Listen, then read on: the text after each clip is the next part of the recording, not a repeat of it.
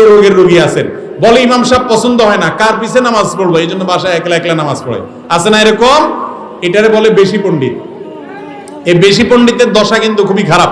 একটা হাদিস শুনেন, নবী করিম সাল্লাল্লাহু আলাইহি ওয়াসাল্লাম বলেছেন, মান কালা হালাকান নাস, যে ব্যক্তি বলে কার পিছে নামাজ পড়ব সব নষ্ট হয়ে গেছে, ফাহুয়া আহলাকুহুম, ওই লোকটা বেশি নিজে নষ্ট হয়েছে। এটা আমার কথা না, হাদিসের ভাষ্য। নামাজ তো আপনি ইমামের সাথে পড়বেন, আপনারটা আপনি পড়তেছেন, ইমাম সাহেবটা ইমাম সাহেব পড়তেছে, ঠিক না ঠিক? ইমাম সাহেব কি আপনার রুকু করে দেয়? ইমাম সাহেব কি আপনার সিজদা করে দেয়? ইমাম সাহেব কি আপনার দাঁড়ানো, আপনার সালাম এগুলো ফিরিয়ে দেয়? তাহলে উনারটা উনি করতেছে, আপনারটা আপনি করতেছেন। ইমাম সাহেব যদি কোনো ক্ষেত্রে হয়তো ধরেন ব্যক্তি মানুষ, তো তার একটা ভুল আছে, তার ভুলের দায় তার উপরে বর্তাবে, এর কারণে আপনার নামাজ হবে না, এমন কোনো মাসআলা নাই।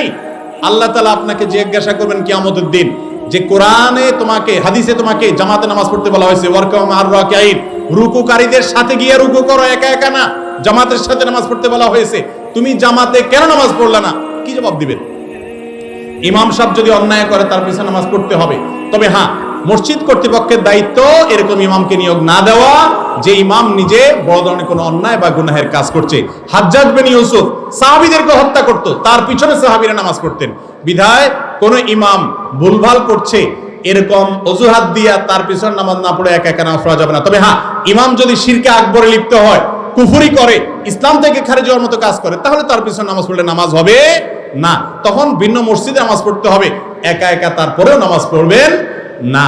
তবে কর্তৃপক্ষ এরকম ফাসিক ইমাম যে প্রকাশ্যে অন্যায় লিপ্ত, তাকে নিয়োগ দেওয়া জায়েজ নয়, গুনাহের বিষয়। আল্লাহ তাআলা আমাদেরকে বুঝার